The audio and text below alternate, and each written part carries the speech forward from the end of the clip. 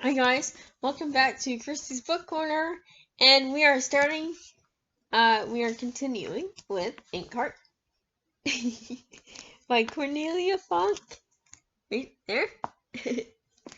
One of my coworkers' name is Cornelia, but we call her Leah. Anyway, so chapter 4. The house full of books. Maggie woke up because it was so quiet. The regular sounds of the engine that had lulled her to sleep had stopped. The driver's seat beside her was empty. It took Maggie a little while to remember why she wasn't in bed at home. Tiny dead flies were stuck into the windshield, and the van was parked outside on an iron gate. It looked alarming, with sharp ashen gray spikes. A gate made of spearheads, just waiting to impale anyone who tried to climb over them. It reminded Maggie of one of her favorite stories, the tale of the selfish giant who wouldn't let children into his garden. This was exactly how she had imagined his garden gate. Mo was standing in the road with Dustfinger. Maggie got out and went over to them. On the right of the road, a dense wooded slope fell steeply to the bank of the wide lake. The hills on the other side rose from the lake like giants emerging from the depths.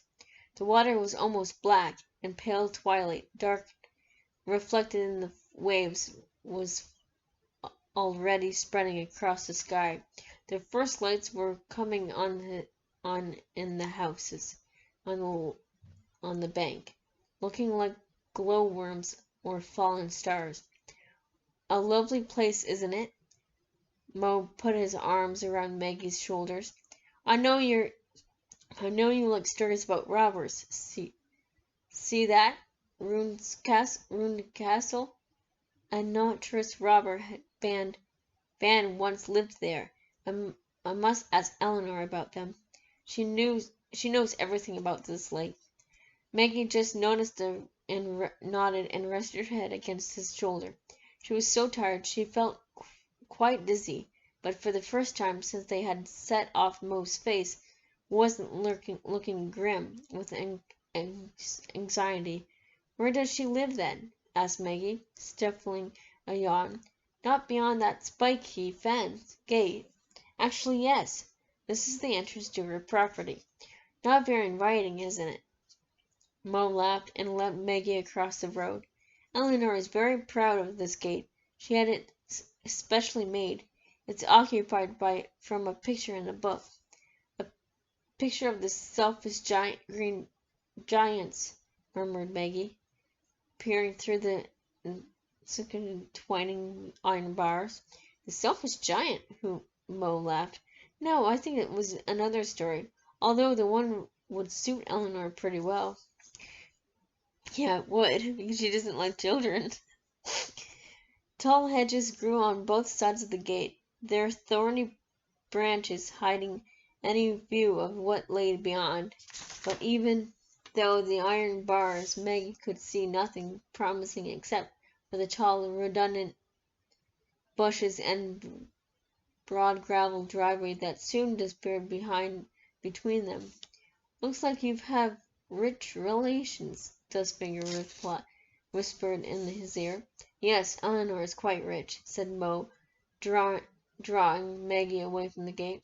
But she'll probably end up poor as a church mouse, because she spent so much money on books. I think she'd sell her soul to the devil without thinking twice, if he offered her the right book for it. He pushed the heavy gate open with a slight single movement. What are you doing? Asked Maggie in the alarm. We can't just drive in, for there was a sign beside the door, still clearly legible even if some of the letters were partly hidden by the leaves of the hedges. Private property. No unauthorized entry. Maggie didn't think it sounded very inviting. Mo, however, only laughed. Don't worry, he said, opening the gate wider. The only thing Eleanor guards with the burglar alarm is her library. She couldn't care less who walked through this gate. She's not what you'll call a nervous woman, and she doesn't have many visitors anyway. What about dogs? Dustfinger peered anxiously into the strange garden. The gate suggests at least 3 future dogs to me, big ones the size of calves. But Mo just shook his head. Eleanor hates dogs, and said, going back to the van, "Okay, get in." Eleanor's grounds were more like a wood than a garden. Once they were through the gateway, the driveway curved as if taking a deep breath before going on up the slope. Lost itself among dark firs and chestnut trees, which grew so close together their branches made a tunnel. Maggie was just... Oh, I like that scene. That scene's beautiful. Maggie was just thinking it would never end with the trees suddenly receded, and the driveway brought them to an open space covered with gravel and surrounded by carefully tended rosebuds. A gray station wagon stood on the gravel in front of the house that was bigger than the school Maggie had been attending for the last year. She tried to count the windows, but she soon gave up. It was a very beautiful house, but looked just as uninviting as the gate. Perhaps it was only the evening twilight that made the ochre yellow of the plaster look so dirty, and perhaps the green shutters were closed only because night was already falling over the surrounding mountains. Perhaps, but Maggie could have bet her last book they were seldom open even in the daytime. The dark wooden front door looked as forbidding as the tightly closed mouth, and Maggie involuntarily reached for Mo's hand as they approached it. Dustfinger followed warily with his battered backpack over his shoulder. Gwen was probably still asleep inside it. When Mo and Maggie went up to the door, he kept a couple of steps behind them, looking uneasily at the closed shutters as if he suspected the mistress of the house was watching them from one of the windows. There was a small barred window beside the front door, the only one not hidden behind green shutters. Below it was another notice. "If you intend to waste my time on trivia, you'd better go away now." This Eleanor chick, man.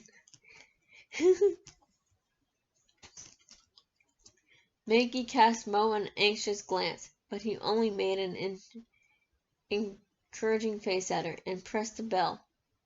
Maggie heard it ringing inside the big house, but nothing happened for quite a while. A magpie filled out of one of the redundant bushes growing near the house, and a couple of fat sparrows pecked brustily at invisible insects in the gravel. But that was all. Maggie was just throwing them the breadcrumbs she had found in her jacket pocket, left over from a picnic on some long-forgotten day, when the door suddenly opened. The woman who came out was older than Mo, quite a lot older, although Maggie could never been quite so sure how old grown-ups were. Her face reminded Maggie of a bulldog, but perhaps that was more her fierce expression than its features. She wore a mousy gray sweater and an ash-gray shirt, with a pearl necklace around her short neck, and felt slippers on her feet, the kind of slippers Maggie had once had to wear when she and Mo had visited a historical castle. Eleanor's hair was gray, too. She had pinned it up, but strands were hanging down everywhere as if she had done it impatiently and in a hurry. She didn't look as if she spent much time in front of the mirror. "Good heavens, Mortimer. What a surprise," she said, without wasting time on further greetings. "Where did you spring from?" Her voice sounded brusque, but her face couldn't entirely hide the fact that she was pleased to see Mo. "Hello, Eleanor," said Mo, putting his hand on Maggie's shoulder. Do you remember Maggie?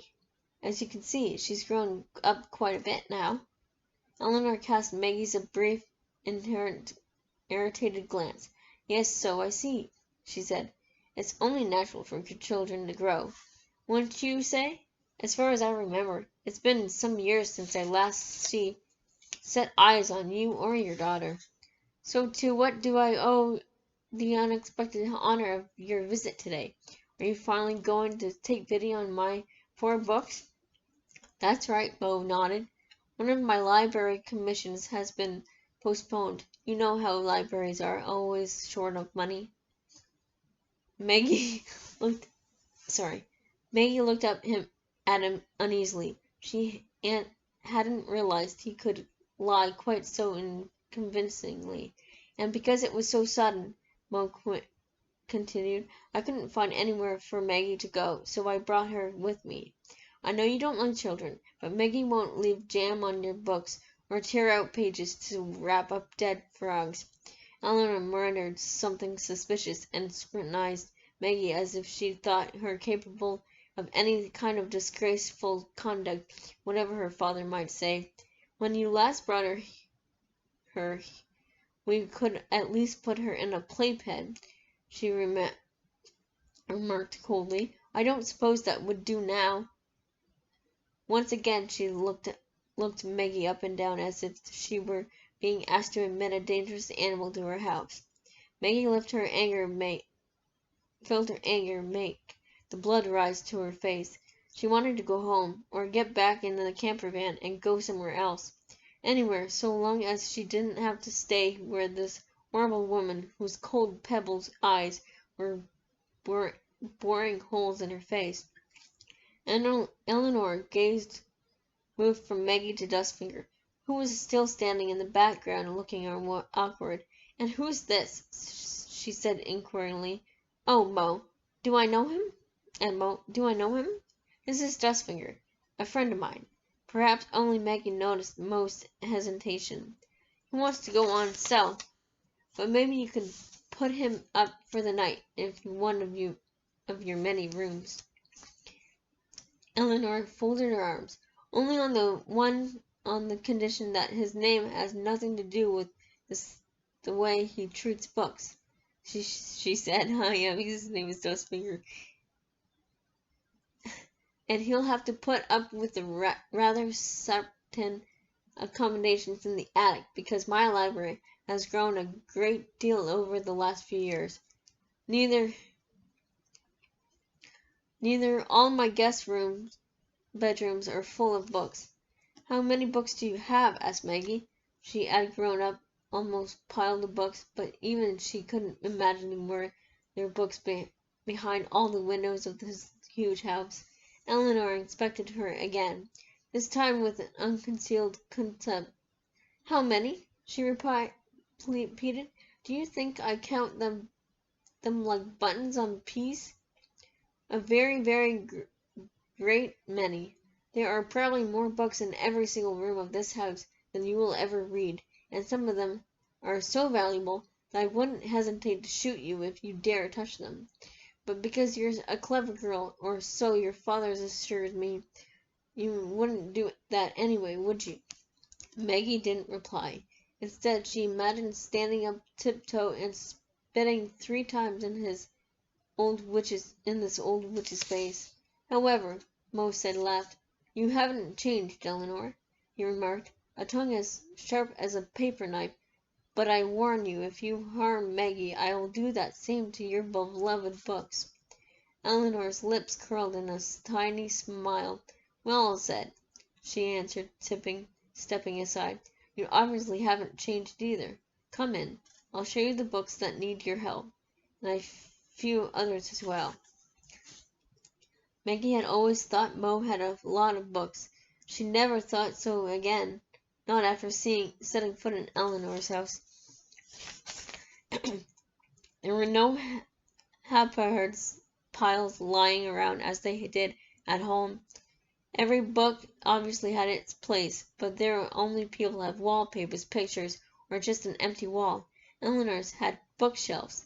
The shelves were white and went right up to the ceiling in the entrance hall.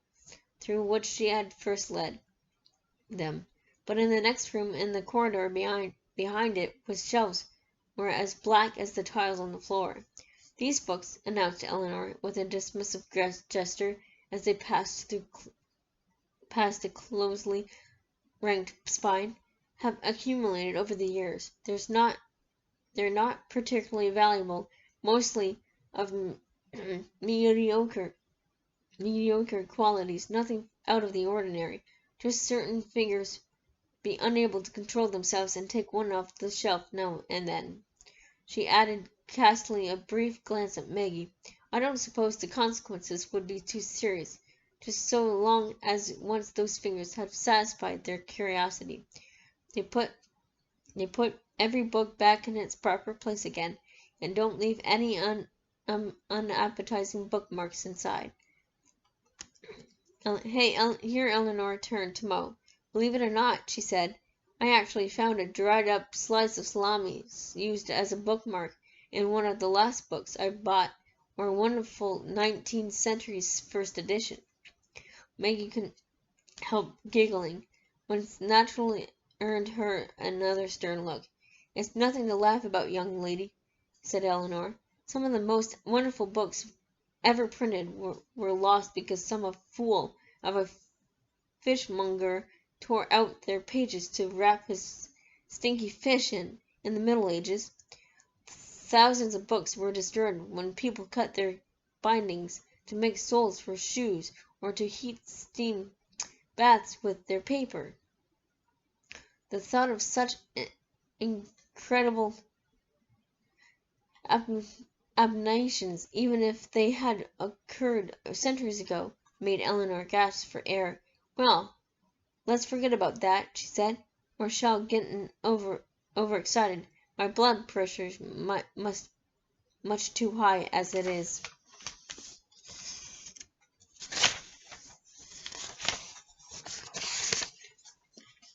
Hold on. Finish this, then I'm going to call Katrina back. She had stopped in front of the door that had an anchor with a dolphin coil around it painted on the white wood. "This was a famous printer's special sign," explained Eleanor, stroking the dolphin's pointed nose with one finger. "Just the thing for a library door, huh?" "I know," said Maggie. "Adolphus Medus. He lived in Venice, and Venice.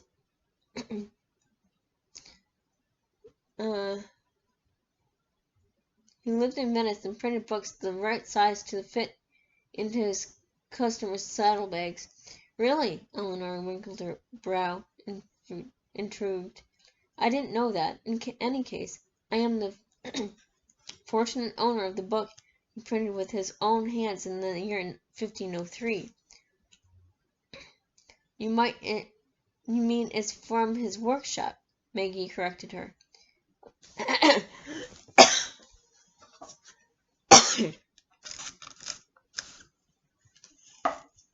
Sorry.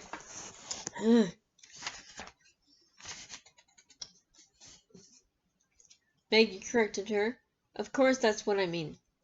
Eleanor cleared her throat and gave Mo a reproachful glance, as if it could only be his fault that his daughter was precious enough to know such things. Then she put her hand on the other door handle. "No child," she said as she pressed the handle down with an almost solemn reverence, "has ever before passed through this door. But as assume your father has told you a certain respect for books, I'm making an exception today. However, only the condition that you keep at least 3 paces away from the shelves. Is that agreed?" For a moment Maggie felt like saying no, it wasn't. She would have loved to surprise Eleanor by showing contempt for her precious books, but she couldn't do it. Her curiosity was too much for her. She felt almost as if she could hear the books whispering on the other side of the half-open door. They were promising her 1,000 unknown stories, 1,000 doors into worlds she had never seen before. The temptation was stronger than Maggie's pride. "Agreed," she murmured, clasping her hands behind her back. 3 paces.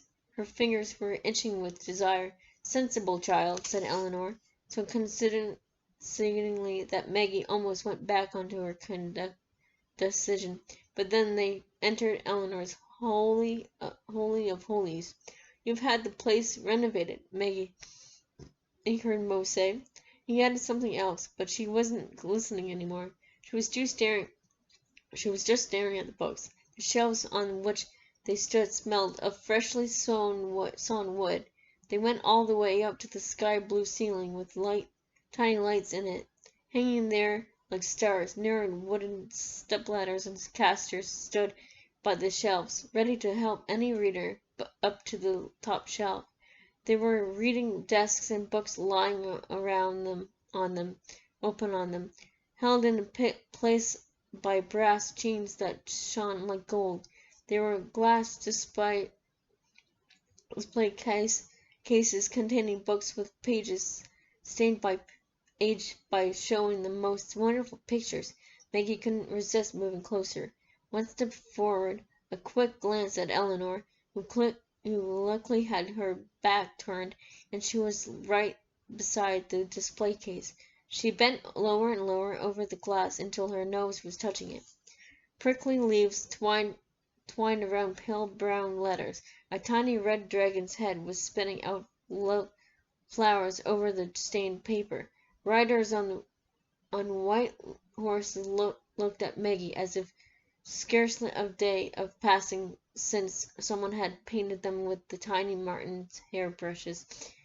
A man and woman stood beside them, perhaps a bridal couple.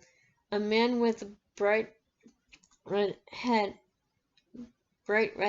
was looking angrily at them. You call that 3 paces?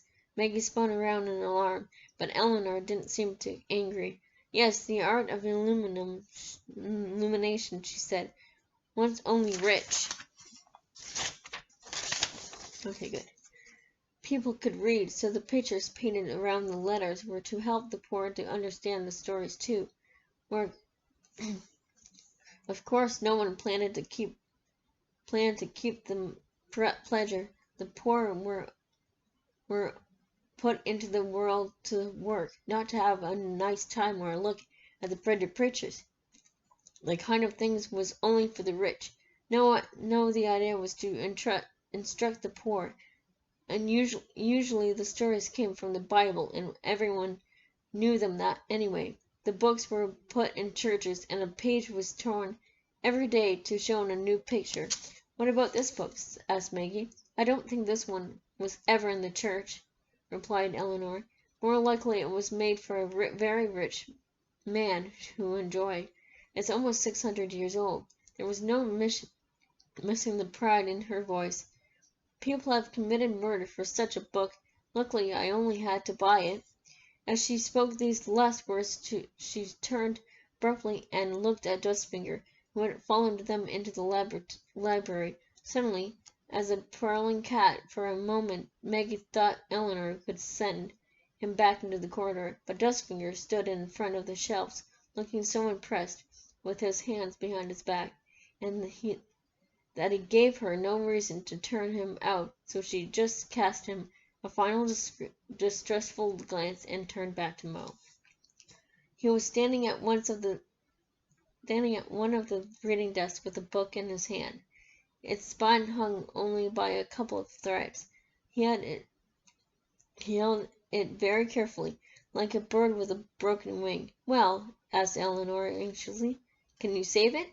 I know it's in terrible shape. I'm afraid the others aren't in much better way, but oh, that can all be fixed." Mo put the book down and expected another. "But I think it will take me at least 2 weeks."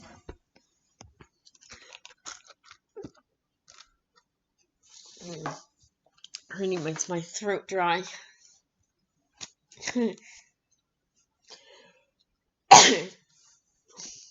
If I don't have to get hold of more material, which could mean I need more time, will you put up with us that long? Of course, Eleanor nodded, but Maggie noticed the glance she cast at Dustfinger. He was still standing beside the shelves near the door, and seemed entirely absorbed in looking at the books, but Maggie sensed he had missed none of what was said behind his back. There was no books in Eleanor's kitchen. No one. But they ate not one, but they ate an excellent supper there at a wooden table that came, so Eleanor assured them, when the scriptum of the Italian monastery. Maggie doubted it. As far as she knew, the monks had worked at desks with slopping tops in the scripture of their monasteries. But she kept this information to herself. Instead, she took another slice of bread, and she was just wondering how nice the cheese standing on the supposed scriptum table would be when she noticed Mo whispering something to Eleanor. Since Eleanor's eyes widened greedily, Maggie concluded that it could only be discussing a book, and she immediately thought of a brown paper or pale green binding, and the anger in Mo's voice. Beside her, Dustfinger surreptitiously slipped a slice of ham into his backpack for Gwen's supper. Maggie saw a round nose emerge from the pack, snuffling into the hopes of more delicious. Dustfinger smiled at Maggie when he noticed her looking at him, and gave Gwen some more ham. He didn't seem to find anything odd about Mo and Eleanor's whispering, but Maggie was sure the two of them were planning something secret. After a short time, Mo rose from the table and went out.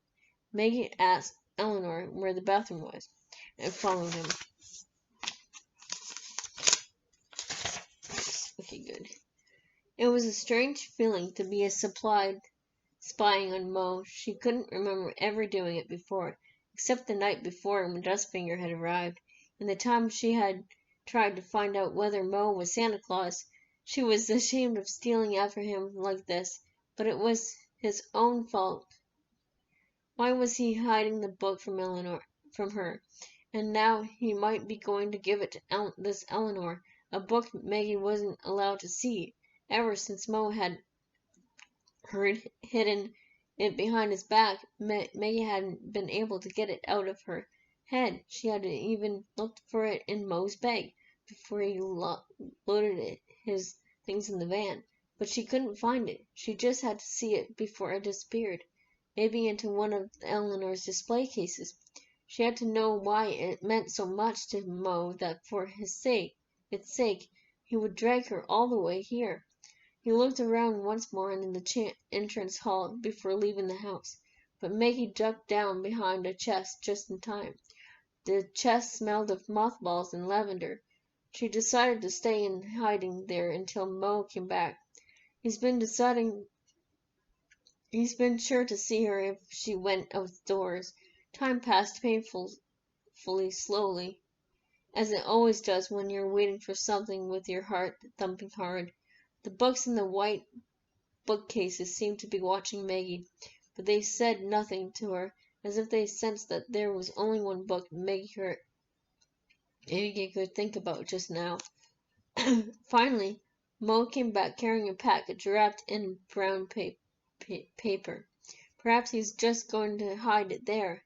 Thought Maggie, where could you hide a book better than any among 10,000 others?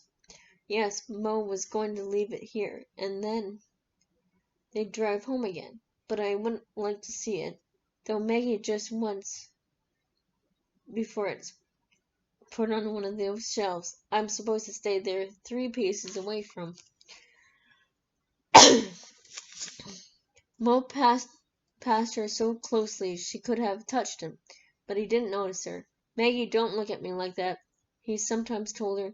You're reading my thoughts again.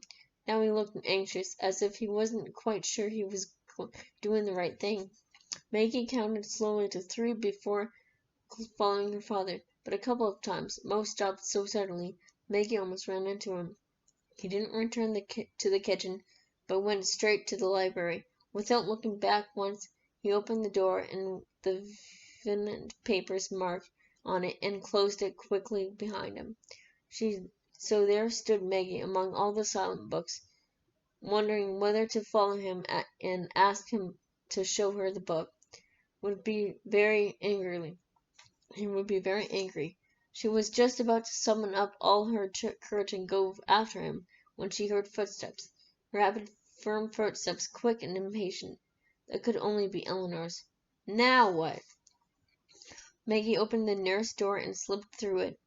A four-poster bed, a drawer, silver-framed photographs, a pile of books on the bedside table, a